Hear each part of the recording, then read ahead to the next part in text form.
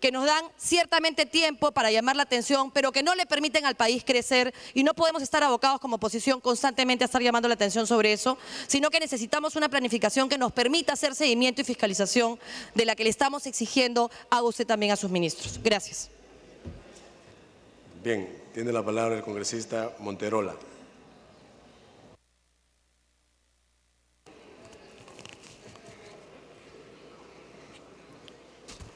Presidente, por su intermedio, para saludar al Premier, a todos los ministros y a los colegas de la representación nacional. Hemos escuchado atentamente… Congresista Monterola, interrupción al primer ministro. Concedida la interrupción, ministro. Gracias, señor presidente, señor congresista. Quisiera que el ministro de Economía y Finanzas, si usted lo tiene bien, pueda hacer algunas precisiones en cuanto a los temas que se han señalado vinculados a las deudas sobre temas vinculados a discapacidad y la deuda social que se tiene con los miembros de las Fuerzas Armadas. Tiene la palabra, ministro de Economía. Muchas gracias, presidente, por su intermedio. Hemos identificado con respecto a la deuda social para el personal con discapacidad y deudos de la Fuerza Armada, al que se hizo mención anteriormente, un monto total de devengados por casi 180 millones de soles. Y para la Policía Nacional del Perú hay un pedido de deuda social también por conceptos similares de 40 millones. Hay el compromiso firme del Gobierno de poder honrar este mismo año gran parte de estos devengados. Estamos en proceso de identificación de los beneficiarios y antes que acabe probablemente el trimestre se va a honrar no solamente la continua, sino también los devengados, que algunos empiezan en el 2003, otros en 2004. Quisiera hacer mención que en este gobierno el tema de la deuda social ha cobrado un rol importante. En el pasado, en promedio, se pagaban entre 50 a 70 millones en deuda social. Solo el año pasado multiplicamos por 10 deuda social, no solamente en el sector de las Fuerzas Armadas, sino en el sector de educación, salud, entre otros. Y este año se va a hacer un esfuerzo similar por ir pagando las deudas, no solamente las externas y las internas, sino la deuda social, que es bastante importante. Muchas gracias, presidente. Bien, congresista Monterola. El primer ministro. Solo para puntualizar que el Gobierno, a pesar que no ha generado estas deudas, el Gobierno está comprometido al pago de las mismas. Y por supuesto vamos a hacer todos los esfuerzos para que los deudos de los últimos acontecimientos lastimosos del país, los últimos fallecidos, tengan rápidamente también el pago que corresponde en atención a su familia y en atención al esfuerzo que han hecho por el Perú, a la vida que han entregado al país. El Gobierno está muy comprometido con esta tarea y lo seguiremos haciendo, señor presidente. Muy bien, ministro. Congresista Monterola. Sí, presidente. Por su intermedio, para continuar, había escuchado atentamente la exposición del Premier. En términos generales, me parece que tenemos una visión clara de lo que queremos y buscamos, pero yo quisiera referirme específicamente a un tema puntual como el agua. El agua es un líquido, elemento muy importante para la vida y la salud, y por esa preocupación el año pasado, en septiembre exactamente, presenté una iniciativa legislativa que propone una reforma constitucional también para declarar el agua como derecho fundamental, modificando el artículo 2 de la Constitución y adicionar el inciso 25.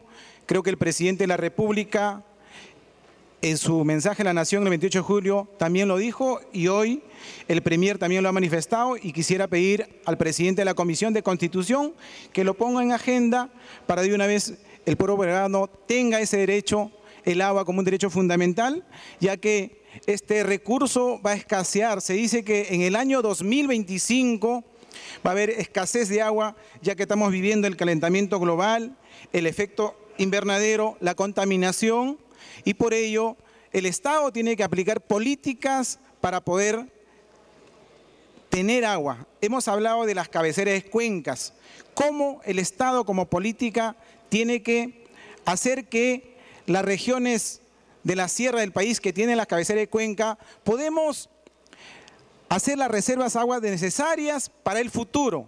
Creo que el sembrío de agua, la cosecha de agua y usar racionalmente este líquido alimento tan importante, usando la tecnología, la tecnificación del agro, yo creo que vamos a nosotros protegernos para el futuro. Asimismo, yo quería referirme a la brecha que tenemos social con Huancavelica. Huancavelica, señor presidente, tiene una brecha en electrificación rural del 32%, en saneamiento básico del 88%. Creo que es una preocupación del Estado en incluir en el desarrollo de Huancavelica. Asimismo, tenemos carreteras que no se han asfaltado por años. Por ejemplo, hay una ruta de Huancavelica, Lacho, Vía de Arma, Palca, Chincha, que esa ruta se usaba todavía en la época republicana. Hoy es una vía nacional que hasta el momento no se ha construido esa carretera.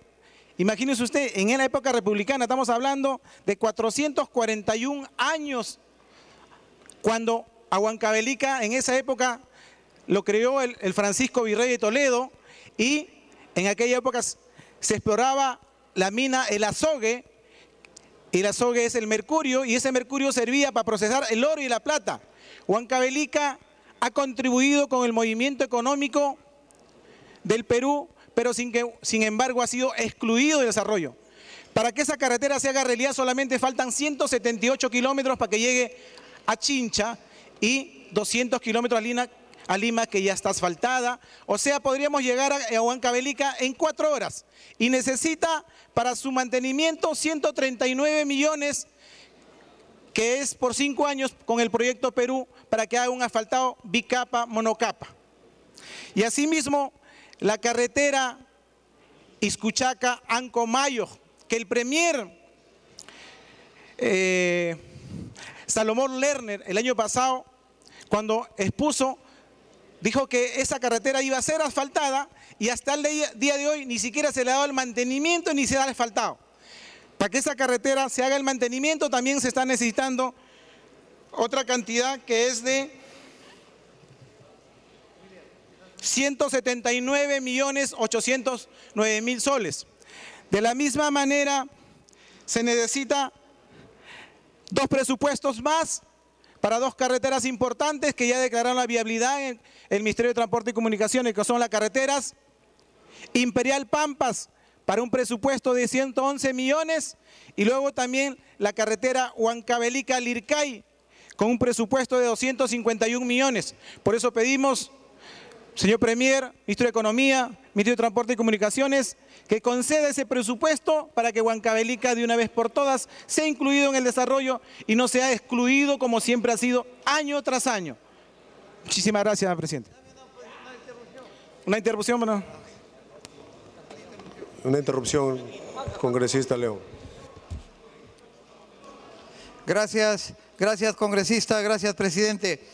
No puedo dejar de complementar lo que ha manifestado el congresista Monterola cuando habla y reclama por mejor atención del sector de la agricultura.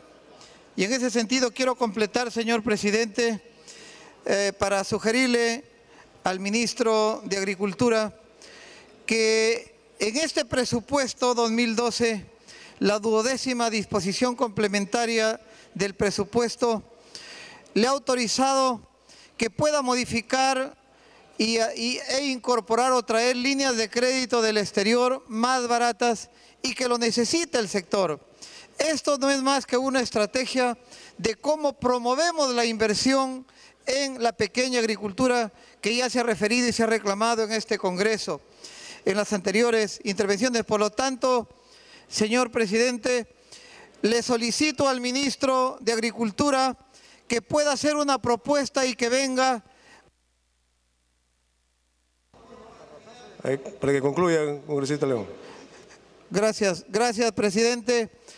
Para que esta disposición complementaria que termina en diciembre pueda hacerse de manera permanente, y el agrobanco, que no tiene financiamiento y que no le llega hasta ahora esos 100 millones ofrecidos hace muchos años, pueda captar líneas de crédito más baratas y del exterior, como se ha intentado ya hacer con Rabobank y otras instituciones financieras del exterior. Entonces, ministro, necesitamos que usted nos presente este proyecto para hacerlo permanente, esta octava disposición complementaria respecto a captar recursos en el agrobanco. Muchas gracias, presidente. Bien. Congresista Velázquez Quezquén.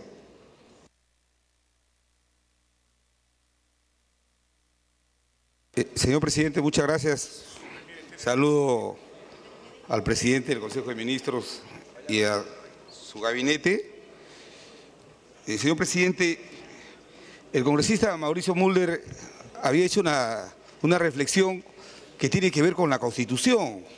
La presencia del gabinete para la investidura no solamente es, con el respeto que merecen los señores ministros y colegas de la representación nacional, venía a ser un listado de buenas intenciones, sino el propio artículo 130 de la Constitución establece que el presidente del Consejo de Ministros viene a explicar, a exponer y a debatir la política general del gobierno y las medidas para aplicarlas. Y por eso que hacía bien el congresista Mulder de pedir que por lo menos el ministro de Economía podía complementar la presentación del primer ministro para saber todas estas reformas que se han planteado, cuánto es lo que le van a costar al país y si en la circunstancia que estamos hay la posibilidad de poder llevar a cabo estas buenas intenciones. Pero aún así, señor presidente, quiero decir con la mayor sinceridad que ha sido un listado de buenas intenciones. Pero no se ha dicho algo fundamental y espero que el ministro de Economía lo diga. Es cierto que por el contexto internacional, por la sequía en Estados Unidos, algunos productos de primera necesidad están teniendo ese impacto.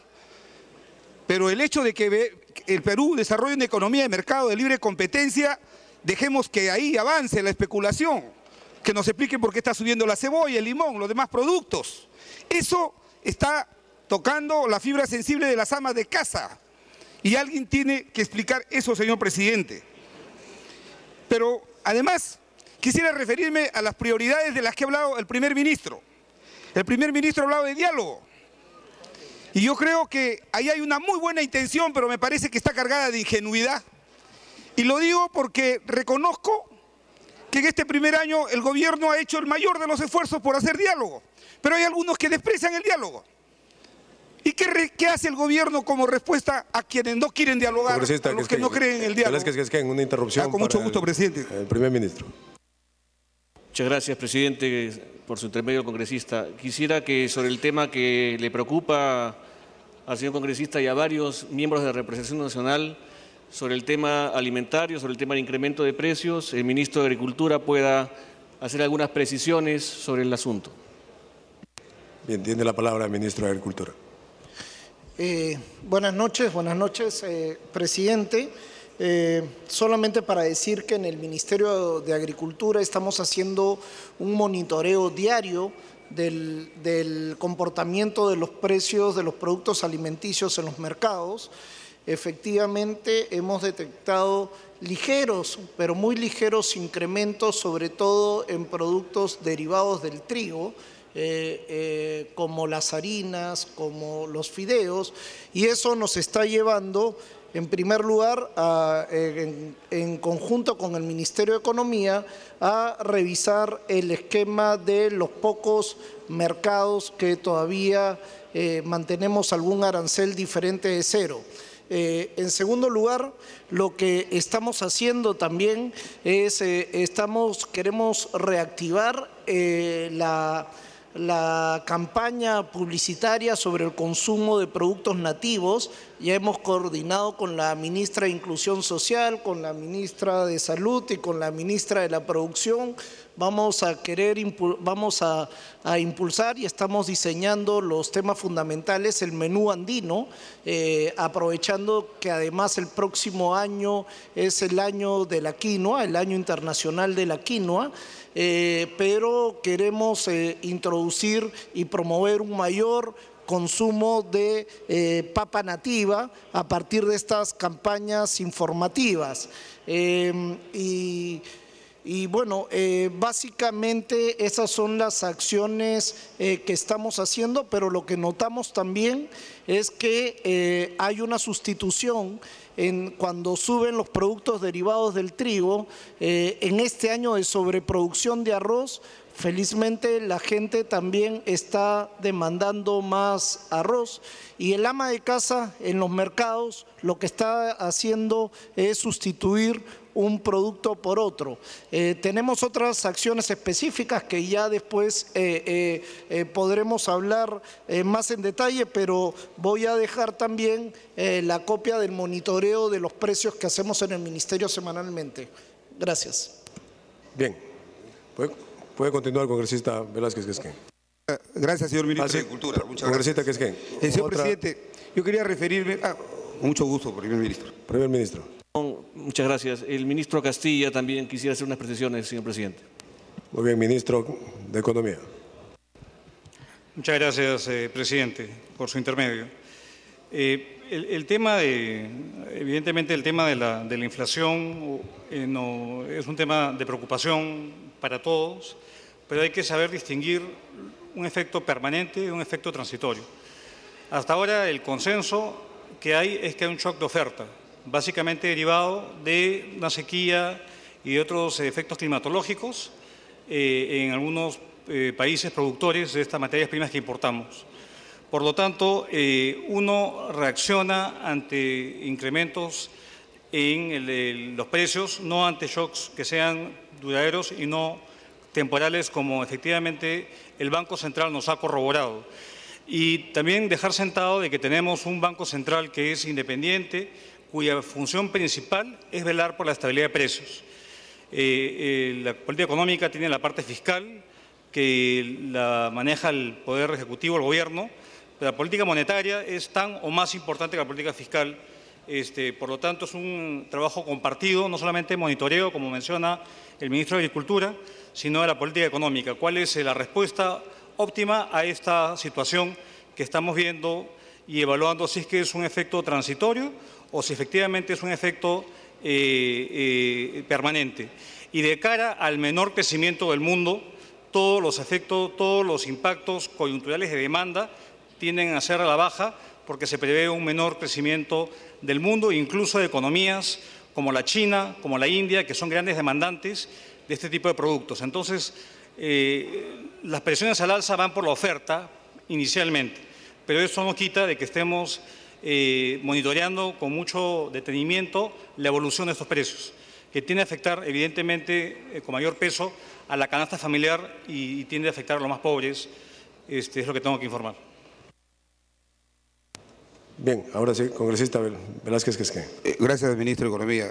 Presidente, el congresista de Canseco me pide una interrupción con mucho gusto y le pido que me repongan mis 10 minutos. Congresista de Canseco. Muchas gracias, señor presidente. Frente a los comentarios que se han hecho, señor presidente, por su intermedio, quisiera señalar 3 asuntos. El primero es que sea transitorio o no, el impacto central de un alza en los alimentos sobre los más pobres, porque lo más importante de su consumo en la canasta es alimentación. En segundo lugar, varios piensan distinto al ministro respecto a la transitoriedad. El gerente general de la Nestlé, la mayor compañía global de alimentos, advirtió el 14 de agosto que el mundo se enfrenta a una crisis de precios peor que la del año 2008, porque enormes extensiones de tierra se usan ahora para cultivos destinados a producir biocombustibles y no alimentos. Y hasta ahora, sobre el tema, no hemos escuchado una palabra del gabinete y de los ministros especializados en el tema. Y es un tema central. ¿Hay o no una política de seguridad alimentaria y de uso del terreno agrícola en función de esto? Y 3, tanto Scotiabank como el Banco de Crédito opinan distinto respecto a la temporalidad. Gracias, señor. Congresista Velázquez. Una reflexión. Vuelvo a repetir, creo que este gobierno ha hecho esfuerzos por diálogo, pero me parece que está poniendo la carreta delante de los caballos. Han creado una oficina nacional de diálogo, un monumento para los que no quieren dialogar. Y tengo la seguridad que en las próximas semanas por ahí solamente van a caminar fantasmas. Porque el tema, como bien lo ha dicho un colega parlamentario, es que le estamos haciendo el juego a aquellos que no quieren la inversión. Y por eso que hoy día se viene a plantear como una solución supuestamente mágica. Creamos una oficina nacional de diálogo, estamos construyendo una nueva relación con la industria extractiva. ¿Y qué se está haciendo en el fondo? ¿Qué percibe el país? se están creando nuevas barreras burocráticas a la inversión. ¿Cómo no se ha dicho nada de la minería ilegal? ¿Por qué el gobierno ha retrocedido en Madre de Dios? Hay que tener mucho cuidado, señor primer ministro. Creo que diálogo no es lo que necesita el país, creo que sí, este es un gobierno que ha dialogado. Lo que necesita es orden. La percepción que tienen todos los peruanos es que aquí el país no es gobernado por un presidente, sino por 2 personas. Eso es la percepción que tiene el país. Hay 3 gabinetes en un año, eso es desorden. Ministros que se contradicen. Un ministro dice participa el SUTE, otro dice no participa, el primer ministro sale y enmienda plana a los ministros. Ese desorden hace que algunos que no creen en la paz y no creen en la violencia, que no creen en el diálogo, sino en la intolerancia, caemos en el juego. Por eso, señor primer ministro, creo en la buena fe, pero el problema no es de orden, no es de diálogo, sino de orden. El sistema democrático sí tiene herramientas para enfrentar y para derrotar a aquellos que quieren socavar los valores de la democracia. Y también gestión, señor presidente. ¿Y cuál es la respuesta del gobierno? La respuesta del gobierno ante el desorden, la improvisación, reformas, la reformitis. ¿Qué plantean hoy día en reformar? La reforma de la carrera magisterial sin haber hecho un diagnóstico, improvisan una reforma y espero que el ministro de Economía hoy día le diga al país cuánto va a costar la reforma de la carrera magisterial. Pero no solamente eso, también están planteando como una gran reforma, crear una entidad para certificar los estudios de impacto ambiental. Le estamos haciendo el juego a los que no creen en la inversión. ¿Por qué crear más burocracia? En todo caso, hay que dejar que los privados hagan este tipo de certificación.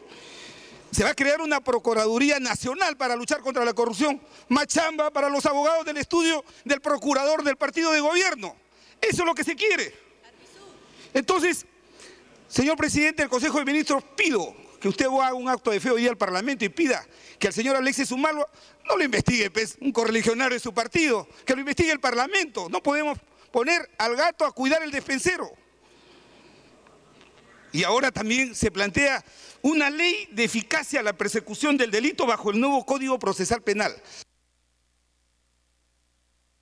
Para que concluya, congresista.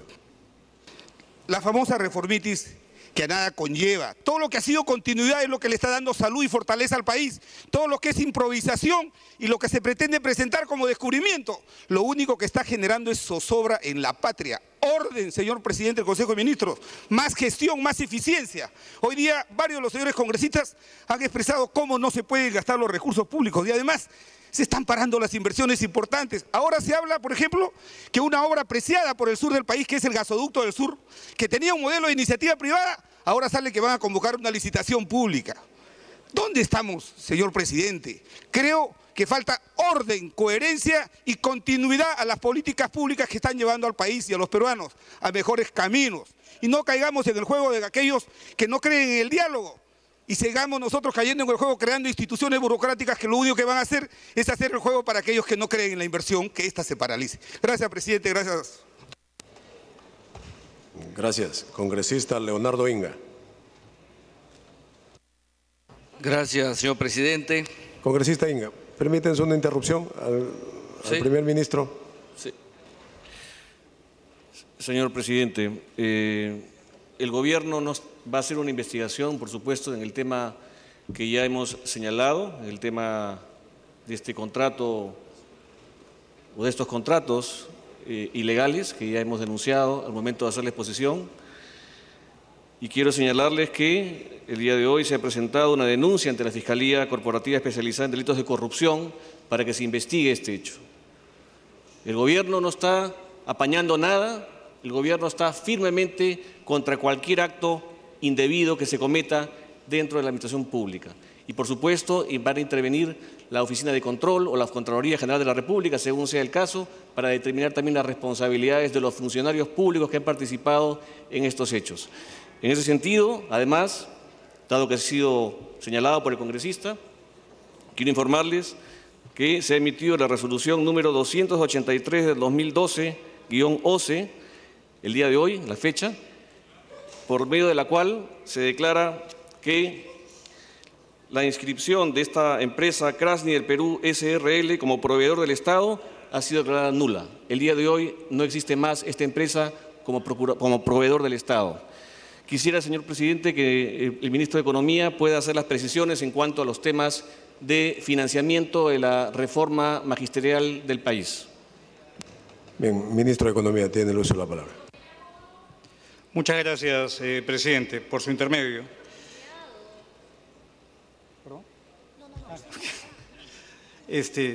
Quisiera, porque este tema creo que seguí atentamente la interpelación a la ministra Salas y fue una pregunta recurrente. Y bueno, ¿y esto cómo se financia? ¿Cuánto cuesta esto y cómo se hace sostenible en el tiempo? Quisiera nada más contarles y acá dar un poquito de números, porque los números hablan por sí solos. Y voy a hablar de incrementos. El incremento que tenemos previsto en un escenario conservador para el 2013 de ingresos fiscales es de 11.000 millones de soles. De este incremento se va a dar 7.000 millones de soles para aumentos de gastos de inversión y 4.000 para incrementos en gasto corriente. De estos 4.000, 720 millones es el costo inicial de la reforma magisterial que va a ser planteada al Congreso, que es el incremento del piso salarial para las dos carreras. ¿Cómo se desagrega esto? 500 millones para la ley del profesorado y 220 para la carrera pública magisterial. Esto constituye 0.15 del producto, 0.15 del producto.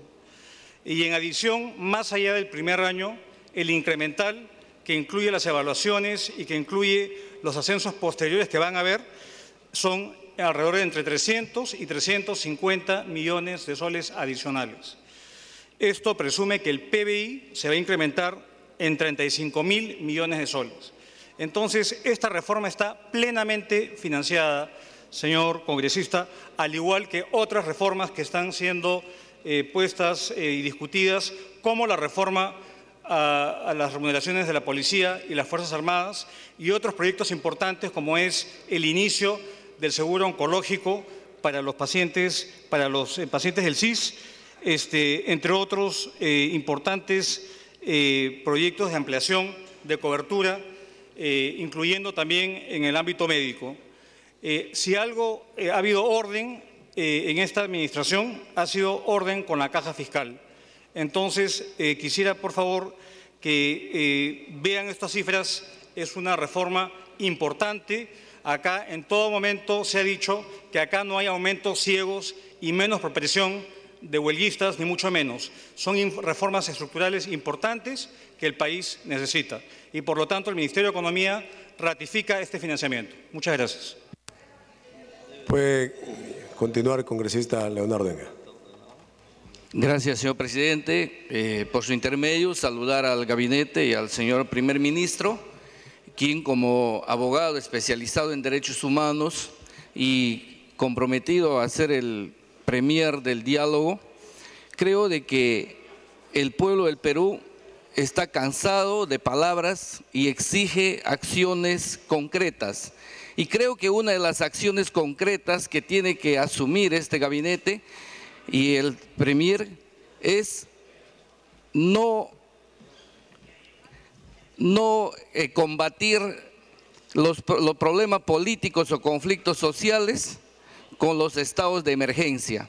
Creemos que el país tiene que encontrar la paz social y en ello es una gran responsabilidad de este gobierno, y porque en este hemiciclo permanentemente venimos dando minutos de silencio que creo que ya no debe de continuar.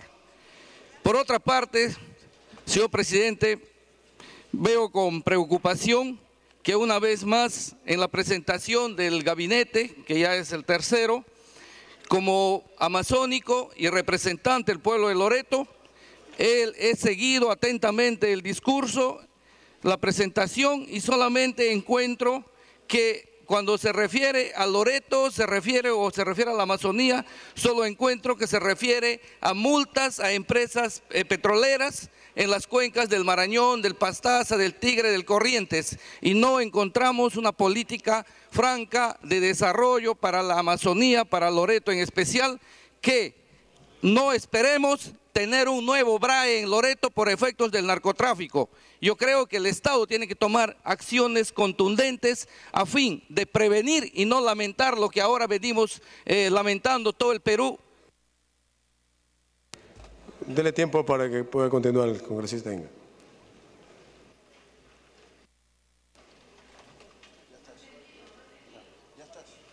Puede continuar, congresista Inga. Gracias, señor presidente. Lo que decía es que no queremos, señor Premier, tener un nuevo BRAE en Loreto, en esa vasta frontera entre Perú, Colombia y Ecuador. Miremos la Amazonía con responsabilidad. Gracias.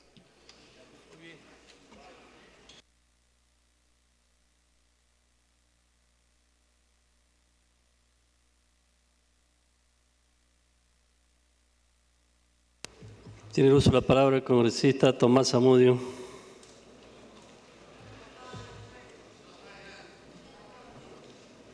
Congresista John Reinaga.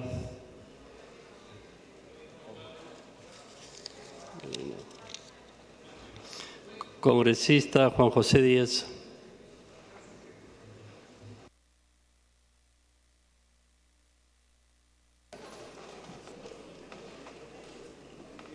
Sí, presidente, yo creo que sería importante para lo que quiero decir que esté el primer ministro. Si lo tiene bien.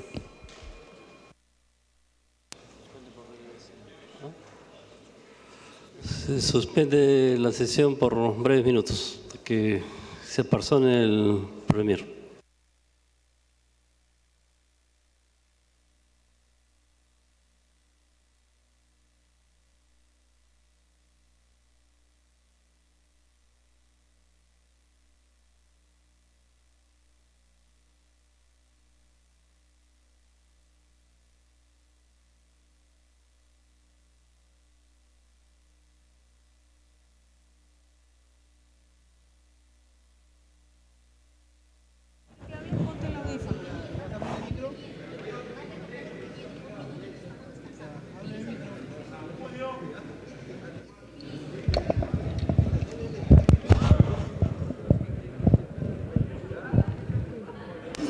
Gracias. Congresista Juan José Díaz, tiene uso de la palabra. Gracias, presidente. Me pide una interrupción el congresista Giancarlo Bacelli. Sí, tiene uso de la palabra. Muchísimas gracias a mi colega Juan José Díaz Dios. Señor presidente, me sorprendió de sobremanera la actitud del congresista Heriberto Benítez hace algunas horas, cuando hablaba de corrupción y se la pegaba de gran moralizador, atacando a la familia Fujimori. Le recuerdo al congresista Benítez que él está involucrado en lavado de activos. Le recuerdo al congresista Benítez que, como reza la frase bíblica, no debemos ver la viga en el ojo ajeno, sino en el propio. Realmente lamento, y la gran pregunta, ¿quién moraliza a los moralizadores? También, señor presidente, quiero lamentar que el primer ministro no haya mencionado nada sobre la crisis que vive el deporte peruano. Hace más de una década. Tiene uso de la palabra el congresista Juan José Díaz. Muchas gracias, presidente. He solicitado la presencia del premier porque quisiera citar unas palabras que él dio y que me dejó sumamente preocupado. Cuando señaló la idea, buen soldado sería igual a sin quejas, sin reclamos. Con todo respeto, premier, a través de la presidencia, no estoy de acuerdo. Sostener que por disciplina las Fuerzas Armadas y la Policía Nacional deben guardar silencio ante la corrupción es lo mismo que decir que tienen la obligación de ser cómplices. Y evidentemente eso no se puede permitir. Si un integrante de las Fuerzas Armadas o de la Policía Nacional denuncia o avisa a sus superiores de actos de corrupción y estos superiores no hacen nada, yo creo que tiene la obligación de hacer una denuncia pública. Y este es el caso, y por eso estoy preocupado, premier, porque esas palabras suyas a través de la presidencia creo que tienen nombre y apellido del suboficial Millones, quien por cierto se enfrentó no solamente al terrorismo, sino también a la corrupción. La corrupción que en este caso cuesta vidas, señor presidente. Pero ¿cómo le pagó el gobierno? Con un arma que no funciona, sin guantes para el momento de descender de ese helicóptero, que por cierto debieron ser dos, uno para que desciendan los valientes suboficiales y otro para que los cuide, para que los proteja a manera de sombra, como se dice en la familia policial. Sin atención psicológica que la requirió en varias oportunidades. Y lo más triste, presidente, en pijamas y totalmente solitario, abandonando el hospital militar para tomar un taxi camino a su casa. Pero ¿qué más está sucediendo? Tenemos a ese suboficial amenazado con una denuncia por desobediencia en agravio del Estado, el mismo Estado que le ha hecho todas estas cosas que les estoy relatando. Además de un proceso administrativo que por supuesto que es directamente responsable el Ministerio del Interior. Me habían pedido una interrupción, presidente, a través suyo, la congresista Luciana León. Congresista Luciana León tiene una sola palabra. Gracias, presidente. Muchas gracias, colega Juan José. Señor presidente, a través suyo al señor ministro del Interior y sumarme a lo dicho en estos momentos también por mi colega Juan José. Es cierto, usted, primer ministro, ha dicho el día de hoy muy pocas cosas concretas. Es más, ni siquiera se ha mencionado respecto a 7 sectores que queremos saber cuáles son las políticas de ejecución en este año, mínimo. Pero sí nos ha hablado efectivamente del buen soldado. Ha dicho, como lo mencionó previamente mi colega, que sabe adaptarse a las condiciones. Ya vemos que ustedes lo que pretenden es que estén adaptándose al maltrato al que viene manteniendo este gobierno en las zonas más delicadas, en las zonas más graves de nuestro país, como es el BRAE. Con justa razón, hoy sus familiares exigen cumplimiento a lo que el presidente de la República dijo. Por favor, que aunque sea se les declare. Continúe, congresista Juan José Díaz. Gracias, presidente. Pero resulta que luego sale a la luz un informe de Contraloría confidencial. Aprovecho, presidente, a hacer un llamado a la atención de la Contraloría. ¿Qué tiene esto de confidencial? Si acá hay corrupción que el país tiene que saber. Y es precisamente lo mismo que ya había señalado el suboficial Millones. Si me permite resumirles, hacinamiento, no tienen ropa de cama, no tienen colchones, no tienen baño, no tienen agua potable, energía eléctrica limitada, sin instalaciones defensivas, tenemos bases en lo que han sido fábricas de gaseosa. Sus armamentos no sirven, lo dijo el suboficial Millones, no tienen radio, no tienen GPS, no tienen internet, no tienen teléfono fijo, la alimentación llega tarde o está mal lograda. Y un tema importante, cuando van a salir un operativo, la familia policial tiene que comprar sus galletas, su agua, sus panes. Y por supuesto que todos los terroristas se enteran que van a salir y los emboscan y los matan. Y mientras tanto, presidente, ¿qué viene sucediendo? Se están robando, de acuerdo a lo que dice la Contraloría, los 10 soles de racionamiento, la tropa, las Fuerzas Armadas y el personal subalterno de la Policía Nacional. Se están robando los viáticos de la DINOES porque están 45 días y sin embargo solo le reconocen 25. Pero, presidente, no le importa. Parece que el mensaje fuera, no importa que mueran porque estamos invirtiendo sangre. Que se lo digan a la familia policial y militar, ahora representada en la familia Millones, aquí arriba. Les pido un aplauso de desagravio. Que se lo digan ellos.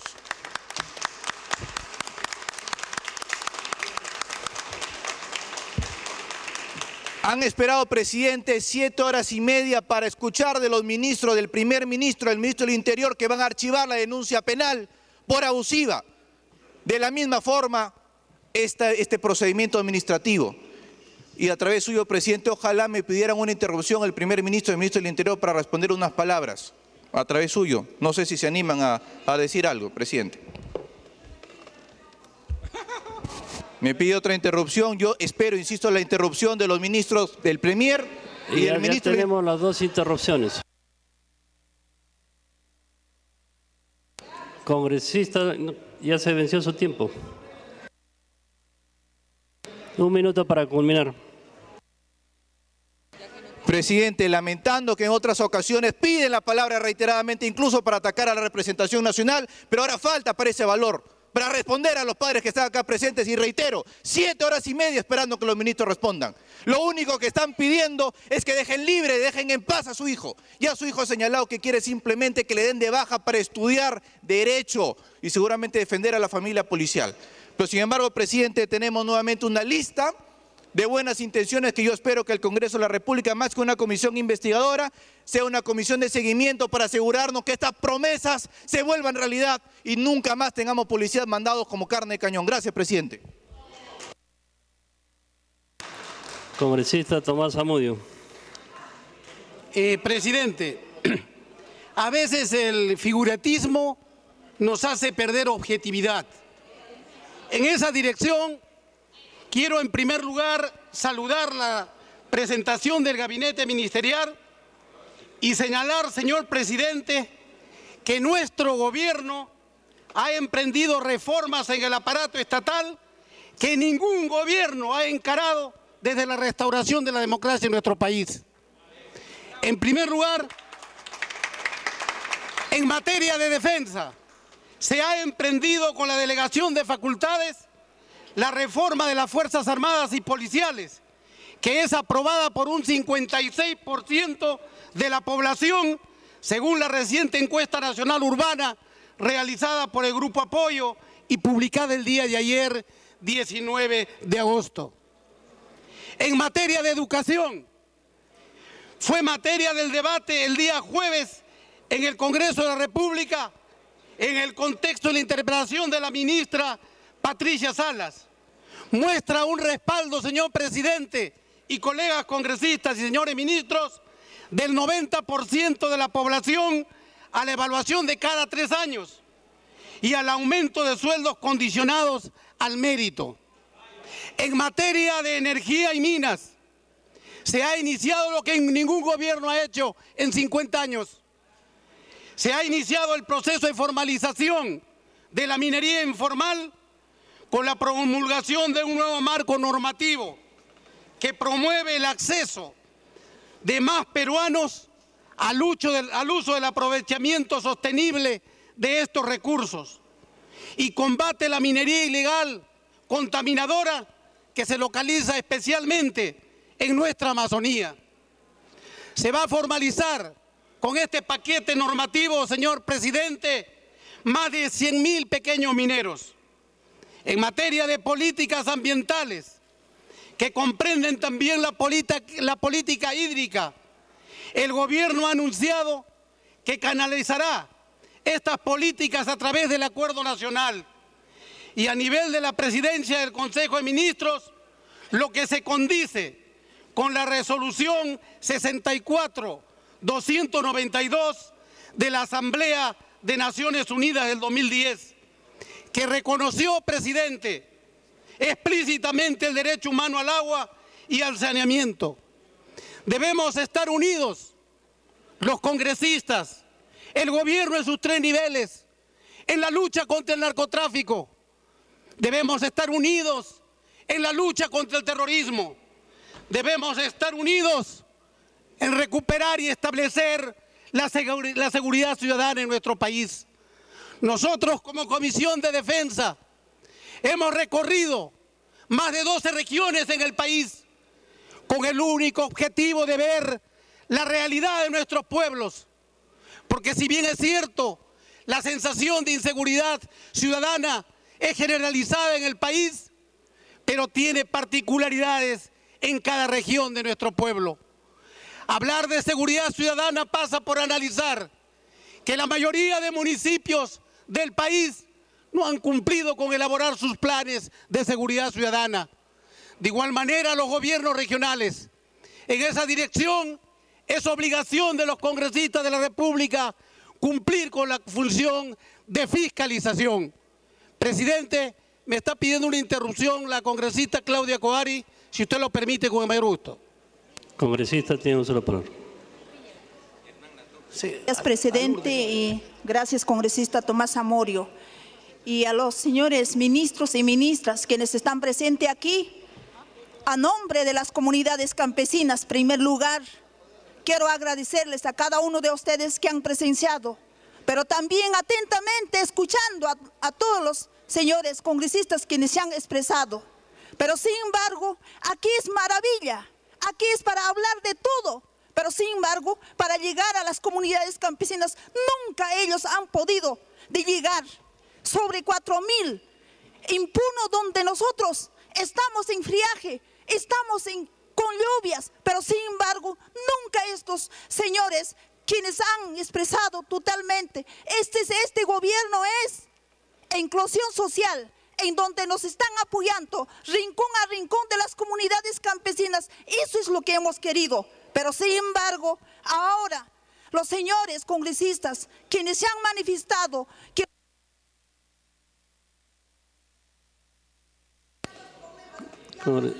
Congresista Zamudio, tiene usted el uso de la palabra. Me pide una segunda interrupción la congresista Lourdes Alcorta. Congresista Lourdes Alcorta, tiene usted la palabra. Gracias, presidente. Gracias, congresista. Sumando a la iniciativa que se ha manifestado durante todo el día de hoy para los temas de investigación, yo quiero saludar al ministro de Defensa por haber una investigación en el caso del mayor de la FAP, Olivera Santa Cruz. A la Comisión de Defensa llegó un informe reservado de una muerte extraña. La señora se ha paseado por todos los canales llorando y suplicando. Espero, ministro, a través de la mesa, que se llegue a la verdad.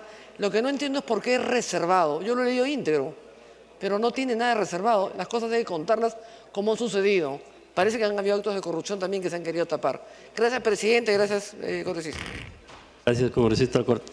Continúe usted, congresista Zamudio. Precisamente, señor presidente, cuando yo exhorto a los congresistas a la unidad. Congresista Zamudio, está pidiendo una interrupción el señor ministro de Defensa. Con el mayor gusto. Gracias, señor presidente. Simplemente para manifestarle a través de la mesa a la congresista Alcorta que la investigación que se ha dispuesto será reservada en esta etapa, pero luego el informe será de dominio público, o sea que no tendrá el carácter de secreto ni reservado. Eso es todo, señor presidente. Gracias. Gracias, señor ministro de Defensa. Continúe usted, congresista Zamudio. Y yo planteo lo siguiente, señor presidente, que no debemos figuretear con el dolor ajeno, que debemos ser objetivos y firmes en la convicción de la lucha frontal contra el narcotráfico y el terrorismo, en rescatar la seguridad ciudadana para todos los peruanos.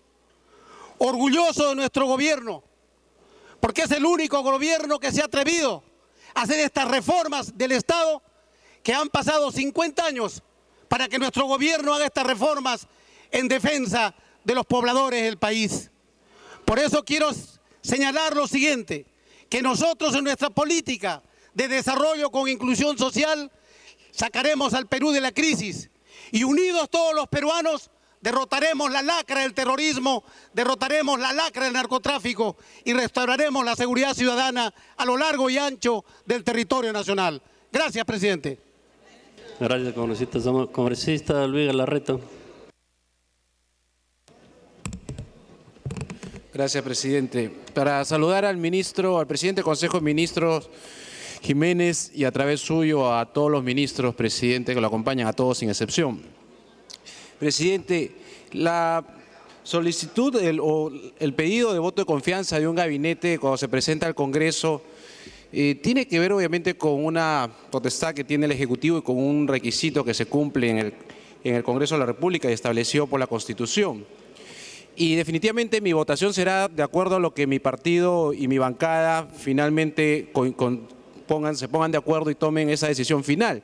Sin embargo, mientras que escucharemos al final la respuesta de los ministros, yo no puedo dejar de mencionar algunos aspectos que considero importantes.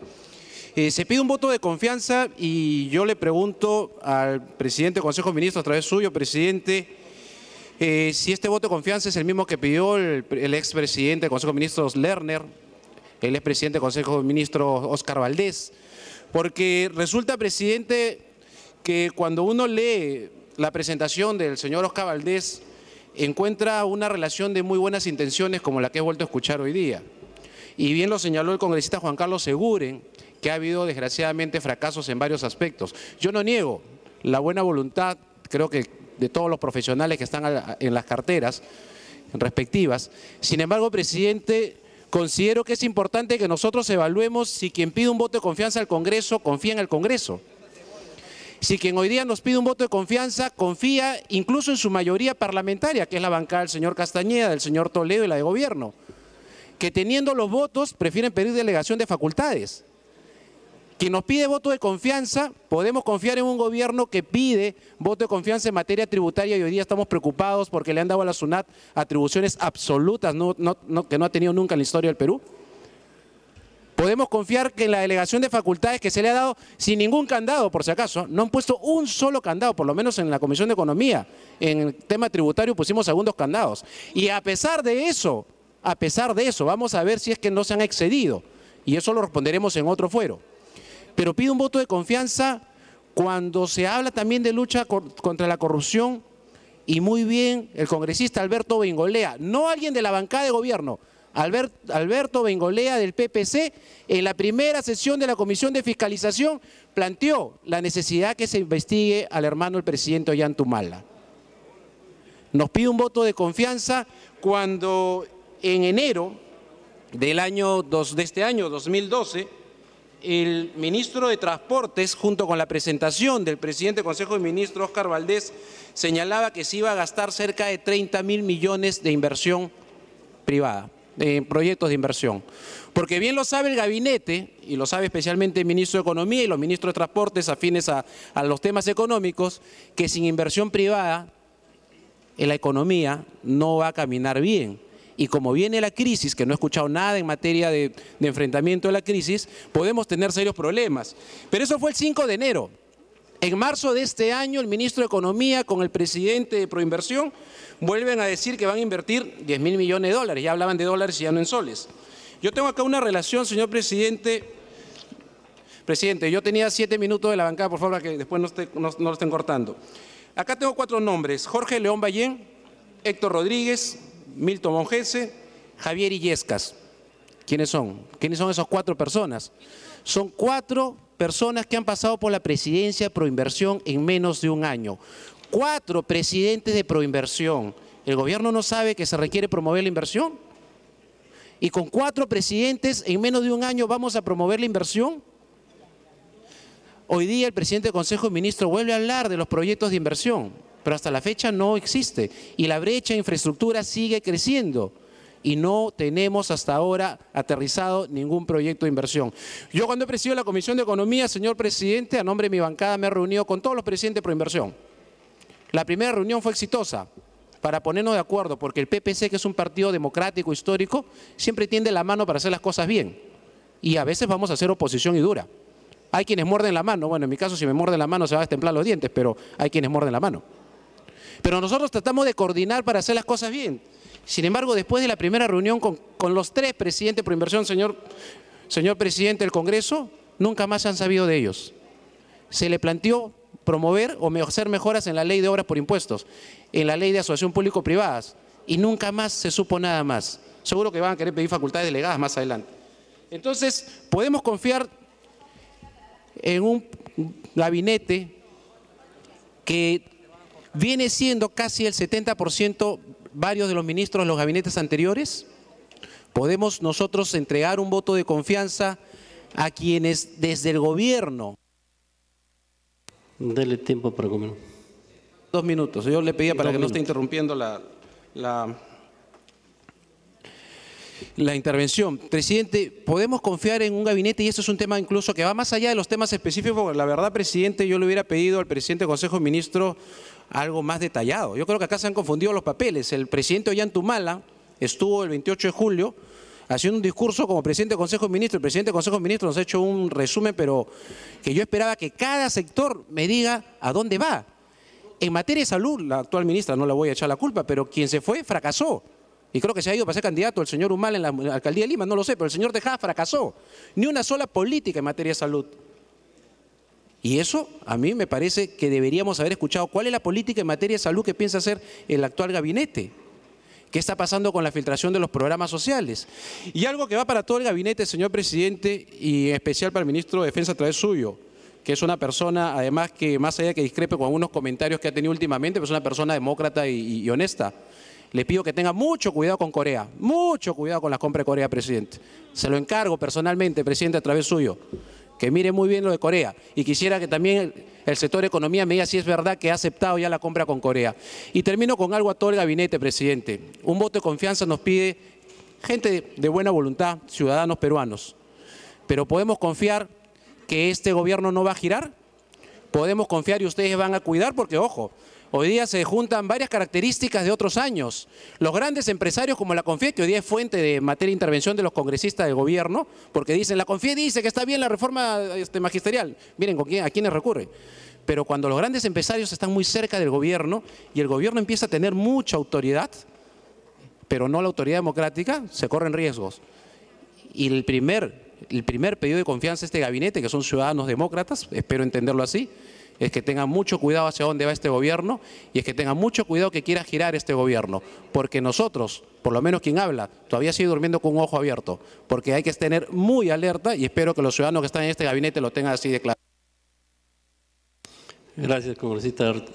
Señor Premier, tiene uso de la palabra. Señor presidente, el ministro de Economía y Finanzas quisiera hacer algunas precisiones, si usted lo permite. Señor ministro de Economía y Finanzas, tiene uso de la palabra. Muchas gracias, presidente, por su intermedio. A ver, confianza es una palabra, digamos, bastante grande, ¿no? Y yo creo que lo que acabamos de recibir de parte de las calificadoras de riesgo es una señal de confianza. Lo que no da pie a ser complacientes, ni mucho menos, y no admitir las medias culpas correspondientes, si es el caso. Entonces, yo quisiera hablar tanto del tema de este superávit que se ha dicho, que muestra la ineficacia, digamos, de la gestión pública, para citar al vicepresidente del Congreso, Estado panzón y con artritis o algo así dijo, y quisiera referirme a la parte del manejo económico del país. Si tiene a bien, presidente, cederme unos minutos, hablar de las concesiones y hablar también de la inversión pública, que creo que ha sido materia de varias intervenciones con su permiso. Acá se ha hecho mucha mención del tema, y déjeme ir de lo más macro a lo más micro.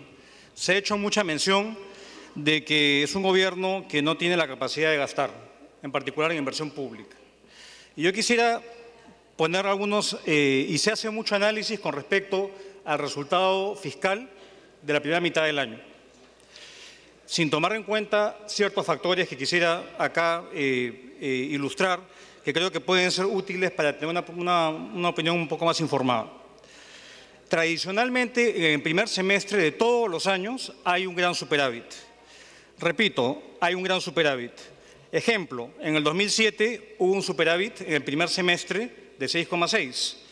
En el 2006, un superávit de 5,5. En el 2008, de 5,6. Entonces, en el primer semestre usualmente hay un superávit. ¿Por qué se da esto? Porque hay factores estacionales. Por el lado de los ingresos, de los tributos, uno regulariza el impuesto a la renta en el primer semestre del año y no en el segundo semestre. Uno tiene tres grandes campañas que se pagan en el primer semestre. Navidad, que se paga en enero, el Día de la Madre y la campaña escolar. Y eso da recursos usualmente extraordinarios, adicionales en el primer semestre del año. También hay factores estacionales que explican una baja, menores egresos en la primera mitad del año